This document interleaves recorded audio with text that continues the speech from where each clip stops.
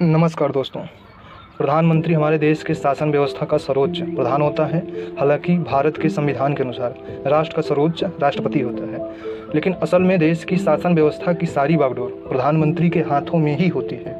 देश की रक्षा, सुरक्षा, शासन व्यवस्था, अहम नीतिगत फैसले, आर्थिक व सामाजिक नीतियाँ की कमान, विदेश नीति और राष्ट्र नीति का नीति निर्धारक देश का प्रधानमंत्री ही होता है। देश की संवैधानिक संस्थानों के प्रमुखों की नियुक्ति से लेकर के मंत्रिपरिषद के सदस्यों का चयन करना और उनके कार्यों का बंटवारा करना भी प्रधानमंत्री का ही कार्य होता है। असल में प्रधानमंत्री ही देश के मुखिया की भूमिका निभाते हैं, वह देश का प्रतिनिधित्व करते हैं। आज हम इस वीडियो में जानेंगे कि क्या होता है प्रधानमंत्री के अधिकार व शक्तियाँ, और इसमें यह भी जानेंगे कि कैसे करते हैं मंत्रिपरिषद का गठन। भारतीय संविधान के अनुसार राष्ट्रपति कार्यपालिका का सर्वोच्च पद होता है, लेकिन वास्तविक शक्तियाँ प्रधानमंत्री के पास होती है। इसका मतलब यह है कि राष्ट्रपति राज्य के प्रमुख होते हैं, जबकि प्रधानमंत्री सरकार के मुखिया होते हैं।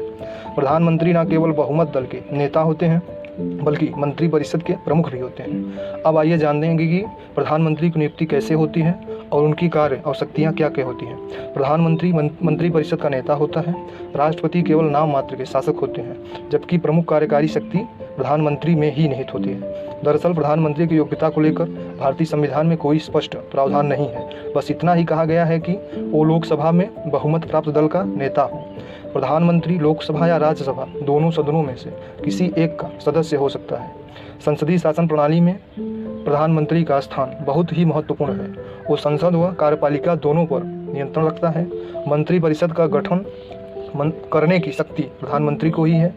राष्ट्रपति केवल उन्हीं लोगों को मंत्री बना सकते हैं जिनके नामों की सिफारिश प्रधानमंत्री करते हैं। वे प्रधानमंत्री ही तय करते हैं कि किस मंत्री को कौन सा पद दिया जाएगा, और उनके विभाग का फेरबदल भी प्रधानमंत्री ही कर सकते हैं। किसी मंत्री को त्यागपत्र देने या उसे बर्खास्त करने का सलाह प्रधानमंत्री ही राष्ट्रपति को देते हैं। प्रधानमंत्री ही मंत्रिपरिषद की अध्यक्षता करते हैं और साथ ही सभी कार्यवाही का संचालन भी करते हैं। प्रधानमंत्री अपने पद से त्यागपत्र देकर पूरे मंत्रिमंडल को बर्खास्त करने का सिफारिश भी राष्ट्रपति से कर सकते हैं। राष्ट्रपति को लोकसभा भंग कर नए सिरे से चुनाव करवाने की सलाह भी दे सकते हैं प्रधानमंत्री। प्रधानमंत्री के पद के साथ एक बात काफ़ी महत्वपूर्ण है कि अगर वो अपने पद से त्यागपत्र दे देते हैं या उनकी मृत्यु हो जाती है, तो कोई भी दूसरा मंत्री कोई कार्य नहीं कर सकता। यानी प्रधानमंत्री की मृत्यु के साथ ही मंत्रिपरिषद स्वयं ही विघटन उसका हो जाता है। प्रधानमंत्री देश के कई महत्वपूर्ण पदों पर नियुक्ति को लेकर राष्ट्रपति को सलाह भी देते हैं। दरअसल राष्ट्रपति को जो शक्तियाँ नियुक्ति करने का अधिकार प्राप्त है, व्यवहार में वे सभी नियुक्तियां प्रधानमंत्री के परामर्श से ही राष्ट्रपति द्वारा की जाती है। अनुच्छेद 78A में यह प्रावधान है कि प्रधानमंत्री का यह दायित्व है कि वह संघ के कार्यों के प्रशासन के बारे में और विधान से जुड़े प्रस्थापनाओं के बारे में मंत्रिपरिषद जो भी निर्णय करे, उन सब की सूचना राष्ट्रपति को दें, और राष्ट्रपति जो जानकारी प्रधानमंत्री से मांगे उसकी भी जानकारी उन्हें दें। इसके अलावा प्रधानमंत्री को अन्य दायित्वों का भी निर्वहन करना पड़ता है, जिसमें नीति आयोग, राष्ट्रीय विकास परिषद, राष्ट्रीय एकता परिषद और राष्ट्रीय जल संसाधन परिषद के अध्यक्ष भी होते हैं। ब्रिटिश प्रधानमंत्री की तरह भारत के प्रधानमंत्री सिर्फ प्राइमस इंटर पैरेस यानी एक का अगवा ही नहीं, बल्कि सर आइवर जेनिंग के मुताबिक वो एक सूर्य हैं जिसके आसपास अन्य मंत्री ग्रहों की तरह कार्य करते हैं। देश की रक्षा सुरक्षा से संबंधित सभी महत्वपूर्ण मुद्दों पर राष्ट्रीय सुरक्षा परिषद निर्णय लेती है। राष्ट्रीय रक्षा और सुरक्षा से संबंधित महत्वपूर्ण मुद्दों पर राष्ट्रीय सुरक्षा परिषद प्रधानमंत्री को सलाह देती है। राष्ट्रीय सुरक्षा सलाहकार राष्ट्रीय सुरक्षा परिषद का अध्यक्ष होता है और इसकी नियुक्ति प्रधानमंत्री करते हैं। भारत एक परमाणु शक्ति संपन्न देश है। देश में परमाणु शक्ति की कमान प्रधानमंत्री के पास होती है।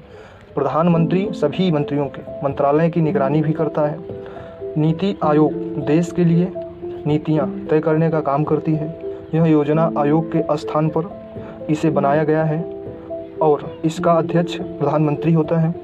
सरकार में मंत्रिपरिषद के लिए संविधान में खास प्रावधान है। पहले मंत्रिपरिषद में 3 तरह के मंत्री, कैबिनेट मंत्री, राज्य मंत्री और उप मंत्री होते थे, लेकिन अब कैबिनेट मंत्री व राज्य मंत्री ही बनाए जाते हैं। कुछ विभागों में राज्य मंत्री को स्वतंत्र प्रभार भी दिया जाता है। संविधान के अनुसार अनुच्छेद 74 के तहत राष्ट्रपति को उसके कार्यों के संचालन और शक्तियों के प्रयास में सहायता व सुझाव देने के लिए एक मंत्रिपरिषद होगी जिसका प्रमुख प्रधानमंत्री होगा। संविधान के अनुसार अनुच्छेद 75 के मुताबिक प्रधानमंत्री की नियुक्ति राष्ट्रपति करते हैं और अन्य मंत्रियों की नियुक्ति राष्ट्रपति प्रधानमंत्री की सलाह पर करते हैं। कैबिनेट स्तर का मंत्री अपने विभाग का अध्यक्ष होता है और उसकी सहायता के लिए राज्य मंत्री की नियुक्ति की जाती है। 91वें संविधान संशोधन द्वारा, जो कि 2004 में किया गया, केंद्रीय मंत्रिपरिषद में प्रधानमंत्री सहित मंत्रियों की कुल संख्या लोकसभा के कुल सदस्य संख्या के 15% से अधिक नहीं होनी चाहिए। मंत्रियों का संसद सदस्य होना जरूरी है, लेकिन संसद सदस्य न होने पर 6 महीने के अंदर संसद के किसी सदन का सदस्य निर्वाचित होना आवश्यक है। केंद्रीय मंत्रिमंडल में ही कार्यपालिका की वास्तविक शक्ति निहित होती है। केंद्रीय मंत्रिपरिषद सामूहिक रूप से लोकसभा के प्रति उत्तरदायी होता है। मंत्री किसी भी सदन से चुने जा सकते हैं। मंत्री किसी भी सदन में भाग ले सकते हैं, लेकिन मंत्री जिस सदन का सदस्य होता है उसी में अपना मत दे सकता है। इस वीडियो में इतना ही। जानकारी अच्छी लगे तो चैनल को ज़रूर सब्सक्राइब करें। यहाँ तक वीडियो देखने के लिए आप सभी का धन्यवाद।